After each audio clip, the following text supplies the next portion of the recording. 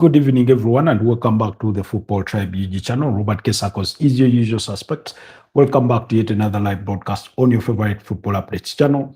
It's a pleasure to be back. Today, we are 21 minutes early for our 11 p.m. Broadcast. Reason being, yeah, if we are late sometimes, why not be early on other occasions? Because, you know, the situation does permit us to be here early, so we've done just that.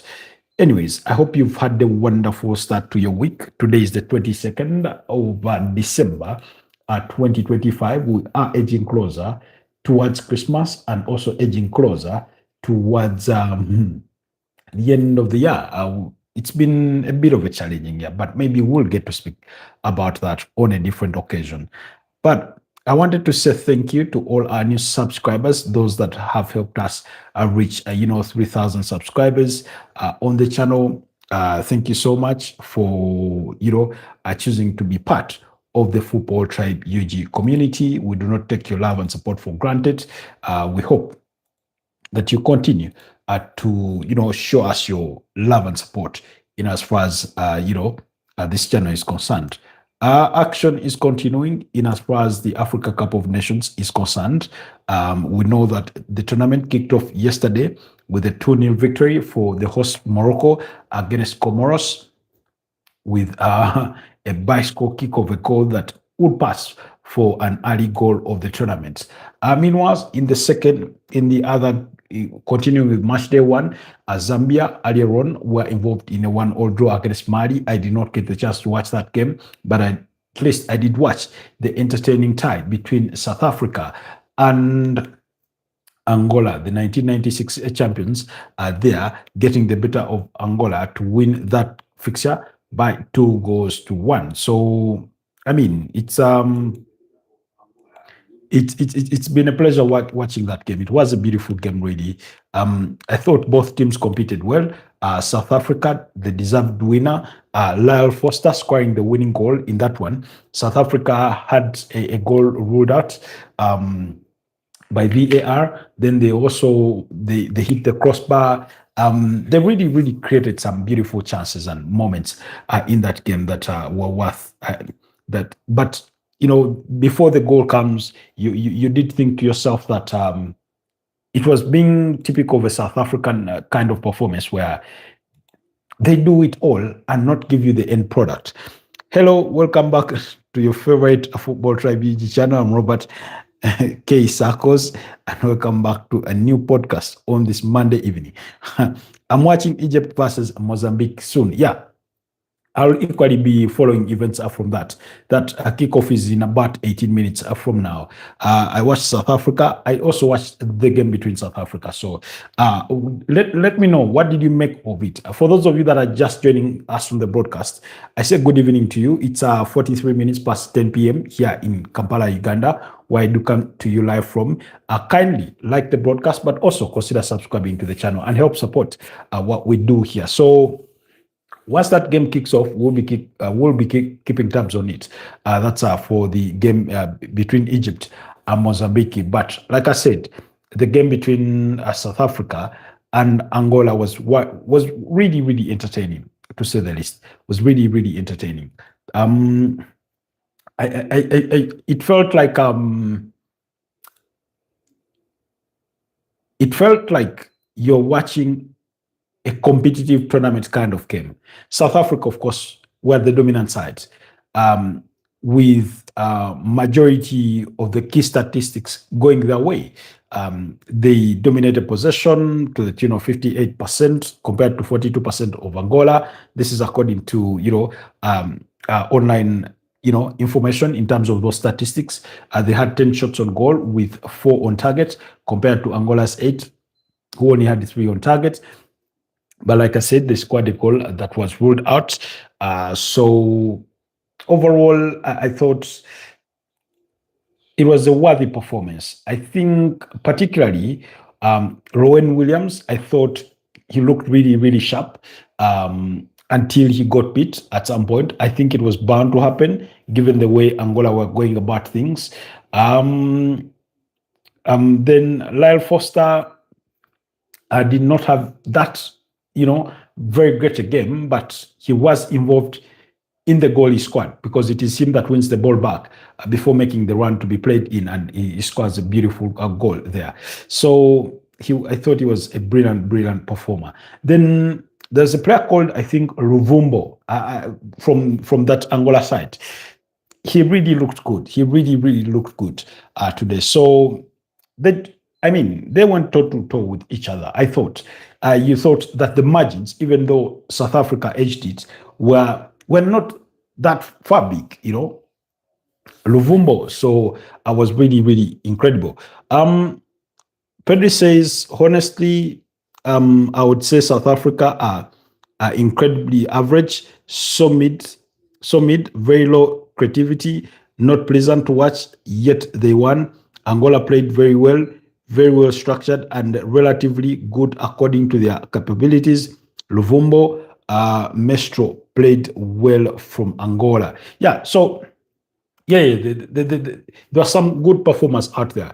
Like, the game in its own nature is a game of small margins. That one lapse in concentration, one mishap here and there, and then you get beaten. So, like I said, the disparity between the two teams' performances wasn't that far apart. For example, the way we saw Morocco overly dominant against Comoros, it wasn't the case. It wasn't the case, and yet South Africa somehow managed to come out on top. In all fairness, if life were to be fair, one would think or would desire that at least Angola get a point out of that. But unfortunately for them, they did not get one. So it was that kind of a performance for me to say the least. So another beautiful day of the AFCON. We continue to enjoy it. Like I said, in the earlier fixture, sorry, before we get to the earlier fixture, Jesus Christ. Sorry about that. So before we get to the earlier fixture, Oswin Apolis was the goal scorer in the 21st minute to give South Africa the lead, while in the 35th minute, Shaw scored to restore parity for that Angola side. Really, Shaw. I mean, it was equally a beautiful goal.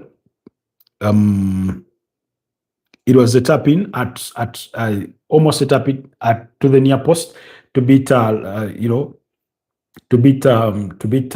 Rowan Williams, and then, like I said, Lyle Foster scored the winner in that one. So, and it was what it was.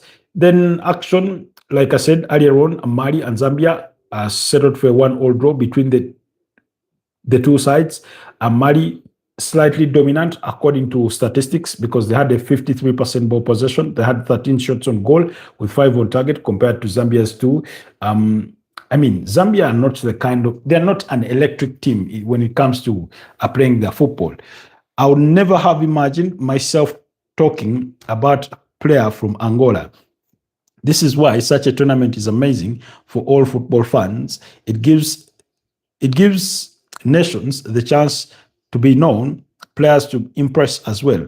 I couldn't watch Mali and Zambia, but okay, watch the highlights. I mean, I too, like I said, I did not watch that game. I think, what was I doing? I think I was engaged. Because it's been a bit of a fairly long day. I had some movement here and there, and it did not help that there's heavy traffic on the road. The worst time to be moving on Ugandan roads is this week, especially if you're in and around the city and moving out of the city. It's the worst period. It's the worst period. So, yeah. So the two sides shared the spoils in a 1-1 draw with Patson Daka scoring a late equalizer in the second minute of stoppage time. Do you agree? Yeah, I agree with you, Pedri. I agree with you on the point that this kind of tournament gives exposure to players. And you remember we were talking about this yesterday, and I was saying, I know that perhaps, maybe not many Europeans may be watching this, but the few, those that will be watching, will be looking out for certain things. Maybe some are following players from their respective clubs. Others because some of these games are in midweek and we do not have any football going on, so you have the time to get on and watch. Particularly, I'm sure Liverpool fans are going to be looking out to see the performance of Mo Salah at the tournament.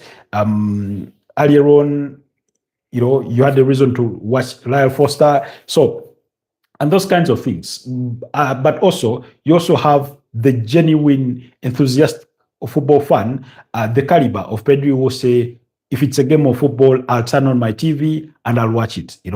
So really, that's very very interesting.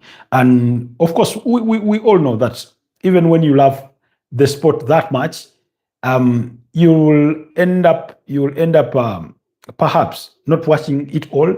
You may be selective, maybe because of schedules, but also because we know that some games are better than others. We look forward to them, really. So, for example, there's some games that are going to be coming up in a couple of other fixtures, and you'll see the difference in tempo, the difference in competitiveness, but also the high stakes, because those two teams will be really, really strong in that sort of case. So, for example, I mean, oh my, that flying header from Patson Daka was really, really, impressive to watch. Remember, Patson Daka plays for Leicester City. If it means if it's a men's game, a football game, I would mostly likely watch. I would definitely watch tournaments like AFCON. I mean, thank you, really, Pedri. If you're committed to dedicating your time to watch some of these games. So, but like I was saying, some games will be bigger than others. So, for example, in the coming days, in terms of matches or fixtures, for example, a game like Uganda and Tunisia, for us as Ugandans, it's a must watch, for as long as you love football. A game between, Nigeria, Tanzania is a must watch for Nigerians. But as is a game for Burkina Faso and Equatorial Guinea. But if you had to sacrifice, let's say, foregoing Burkina Faso and Equatorial Guinea so that you can watch Algeria and Sudan later on, I would completely understand. Then there's a game going to come on Wednesday in the late kickoff between Cameroon and Gabon. That's a game that many people will be looking forward to. Ivory Coast, the reigning champions, they want to see how are they going to fare in the first game of the tournament. They will come up against, they will be up against Mozambique. Sorry, Pedri. The game between Egypt, for the Egypt game, is not against Mozambique, it's against Zimbabwe. It's against Zimbabwe. In case you do remember, famous leader Robert Kalibabonge Mugabe, Robert Mugabe there from Zimbabwe, where Emerson Mnangagwa is currently the president. That country, previously it was called what? Oh, I'm forgetting the colonial name, but yeah, where you do have the magnificent Victoria Falls. So it's Zimbabwe, not Mozambique. So Egypt come up against Zimbabwe at 11 p.m. East African time. That's in about 7 minutes up from now. So it will be Ivory Coast on Wednesday that then get to play Mozambique. I watched nearly every match in the Arab Cup as well. I did not catch up on the Arab Cup. Particularly for me, sometimes missing out on games is largely to do with access, or at least timing in terms of schedules, because sometimes you're on the road, you're in meetings with clients and things like that. So it doesn't align with you. But anyways, I think so far so good. We've been entertained in the opening 3 games. of the tournament. So let's see how the rest of it goes. In as far as Egypt is concerned, the lineups are already out, of course. El Shanawi is in goal. They have Hani. They have Abdullah Magdu, Ibrahimi, Hamadi, Atai, Faye, Mosala, Asho, Mohamed Trezeguet. For those of you that remember him, he had a stint at Aston Villa in the aftermath of the 2019 Africa Cup of Nations, and Omar Mamouche leading the lines there for Egypt. Then Arubi is in goal for Zimbabwe. Garananga in defense alongside Takwara, Hadebe there, Muriwa, Nakamba, Fabishi, Jali, Dube, Sendami, and Navaya. Please forgive my pronunciation for some of these names. African names as sometimes can be as hard as they come when it comes to enunciating them or pronouncing them. I would relate them with Russian names, Polish names, among other countries. Some of them can be really, really difficult but also it has to do with the cultural context and the differences, because majority of them are not largely English names. So in terms of language uniformity, and remember, because of the historical context of the difference in countries with colonization, some names, have that. Pedri says Mo Salah, Omar Mamouche, Trezeguet are playing. Hopefully, it increases the game's excitement. Yeah, and I don't know. I hope Egypt live to the expectation. They live to the hype. They are the most successful team with 7 accolades of the Africa Cup of Nations. I hope they will live to those expectations and, give us a good game in terms of being dominant. And if you're dominant, create the chances, and make the game feel edgy. Even if you do not score, I do not want them to, for it to be a 6-0 drubbing, but at least, give us those moments that we can really, really remember on. For example, we had South Africa, like I said earlier on, hit the woodwork in that game. Anyways, guys, before we get into the game, or before the game kicks off, I wanted us to discuss Liverpool. Liverpool's Alexander Isak is feared to have suffered a broken lower leg. That's the speculation. Marvelous Nakamba are playing. Oh wow! I last heard his name with Ipswich Town. Yeah, brilliant player. So, Alexander Isak, of course, we know that read the story above. Yeah, I've read it. I've read the Marvelous Nakamba. Yeah. He's a brilliant player. Really. He's a brilliant player, Nakamba. So, okay, I think I've read all the comments. So, Alexander Isak scored to open the scoring for Liverpool against Tottenham Hotspurs. And in the course of that, Mickey van der Ven slid in with a hard tackle. And we know that he never got up to celebrate his goal. He stayed down in pain. The stretcher had been brought on, but he eventually never used it. He limped off with the assistance of the medical staff. And reports coming in do suggest that he's feared to have suffered a lower broken leg. I read the story above, please, about the World Cup. About the World Cup, how come I don't remember seeing a comment about the World Cup? I'm trying to find that comment. And okay. I don't know, Pedri. I don't think that comment has come through for me on my side, but I'm not seeing any comment regarding the World Cup. The only comment I see is about the Arab Cup. So, like I said, usually if I've skipped a comment, If you think I've skipped a comment, it's usually because it's not yet popped up on my side of the screen. But yeah, so I mean, Liverpool continue with their struggles with injury. This is a player that missed games between October and November through a groin injury. He missed those games. We know he did not have a good preseason. He struggled for fitness.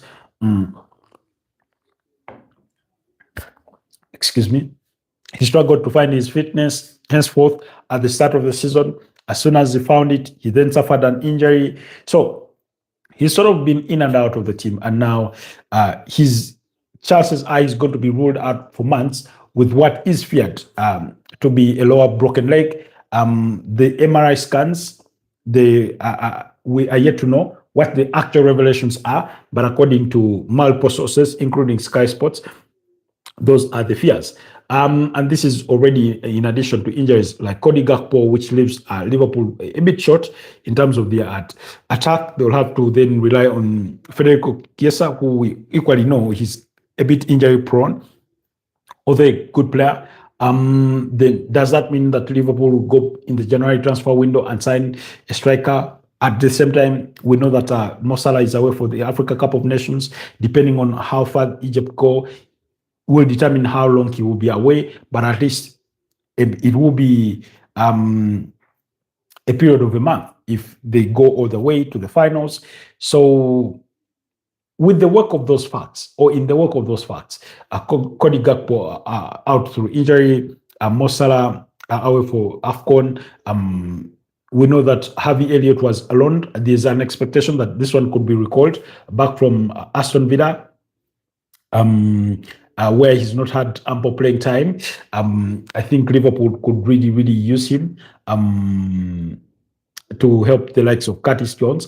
But also, what it means is that Liverpool could step up their pursuit in Antoine Semenyo. Now, this is a player that Manchester United and Manchester City have inquired about. We know that there's interest from Liverpool as well. As they look for, a more potent left-sided winger to help, Cody Gakpo and things like that. Then also, Arsenal were among teams interested, but Arsenal wanted to wait until the summer. We do not know whether the player will be willing to wait until the summer. But also the condition for Arsenal is that they would require to sell one of their wingers, either Leandro Trossard or Gabriel Martinelli. And this one we talked about the other time. I think somebody raised the question. And I was saying that if Arsenal really want to sell and make some money, it's on Gabriel Martinelli that would fetch them, a couple of dollars. And we did assess what kind of teams would perhaps come in for him.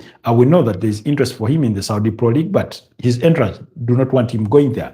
And we zeroed down that perhaps out of the teams that are capable of buying him for top dollar would be Premier League teams. Whether Arsenal will be willing to sell to their direct rivals or otherwise, that remains to be seen. But I think with the right offer, I do not think they would have a hesitation. And I mean, for teams like West Ham United, for teams like Everton, for teams, even Aston Villa, a team like Newcastle, all those teams could use a player like Gabriel Martinelli. He's such a brilliant player, although you feel that sometimes he's not supported enough in how he applies himself. Sometimes that's my feeling, but he's a very, very capable player. He knows where the back of the net is, really.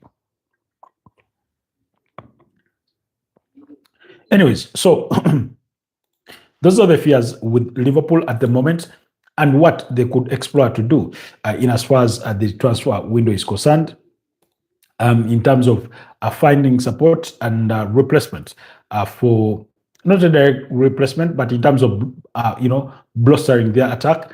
And I kid you not, if the situation is as first feared, you may find that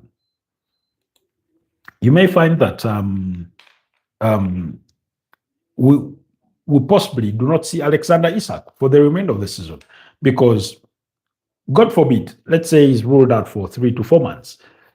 That's almost a season gone. That's almost the season gone.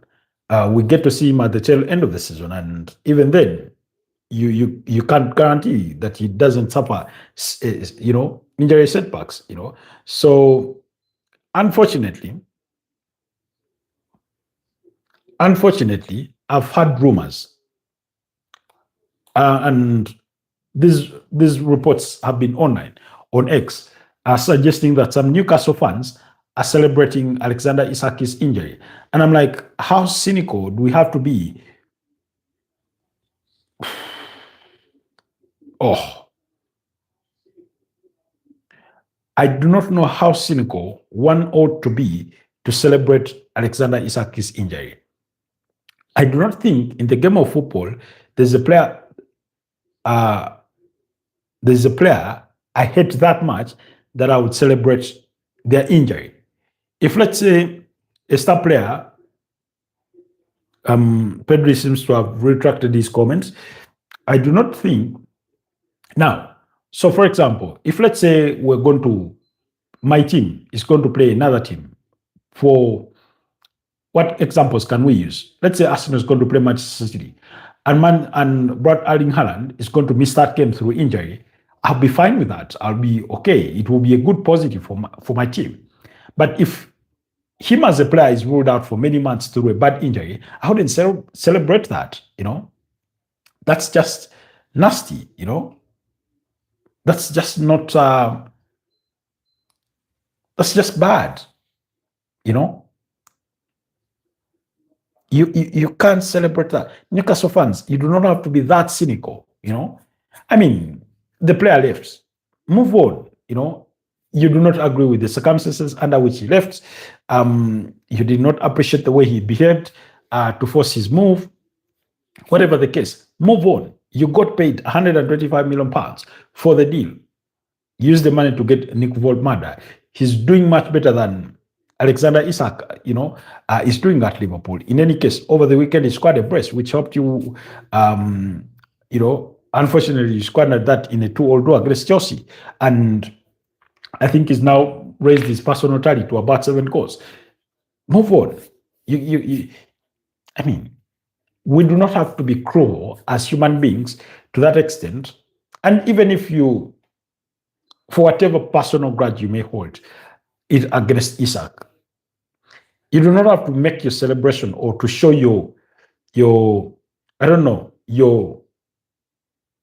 cynical smile to the public, to make it public that, oh, you're happy about his injury. It's terrible. It's terrible. I mean, he's just a player trying to play his game. He's moved on. I remember being hurt when what a brilliant save from the Zimbabwe goalkeeper there. I remember being hurt when Cesc Fabregas left Arsenal.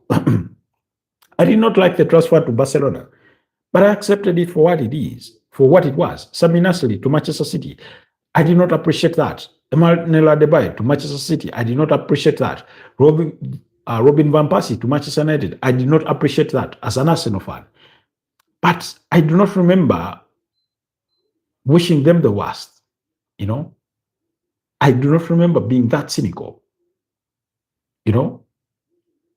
So you do not have to be disgusted about the injury. Just don't be too happy about it. Don't celebrate it, really, in that sort of context. Okay. The game between Egypt and Zimbabwe is still goalless, so missing out on much, but Egypt came close to. Meanwhile, the game between Nottingham Forest and Fulham was also kicked off, as has the game between Athletic Bilbao and Espanyol. All those games have kicked off, and then in the Italian Super Cup, Napoli are leading Bologna by 1-0. That goal scored by David Neres. So in the 39th minute, so that game is already in the second half, in the 51st minute. So yeah, enjoy all that action in as far as today is concerned. I'll be keeping tabs on the game between Fulham and Nottingham Forest, but my main watch tonight is going to be the game between Egypt and Zimbabwe. There, I want to see what Mo Salah can bring to his Egyptian team. Can he inspire them to better fortunes this time round of asking? Earlier on, when we were discussing South Africa, the one thing I forgot to mention was that South Africa won the Africa Cup of Nations in their debut campaign in 1996, and they were the host nations. The reason for that was because in the previous editions, they had been banned from participating because of the apartheid, regime in South Africa. So they had been excluded from participating. So they came and, literally blew the world out of the water, and they lifted it. So that's the only time they've lifted it. I hope their fortunes can equally be better, but I would say their chances of winning it are no more and not significantly more than those of the Uganda Cranes are winning it. And I'm not trying to take a dig at them. It's just that I do not have that amount of faith in them when it comes to competing at the top level. So guys, unfortunately, we won't be able to do the watch along for both these games. You will allow me leave it at that. The 30 something minutes we've done here will do. And let's catch up tomorrow in that conversation regarding, the result from the game between Egypt and Mozambique, and then we'll look at what the Fulham game and Nottingham Forest will have delivered. Otherwise, have a blessed night, and I'll see you guys tomorrow. Bye-bye from me.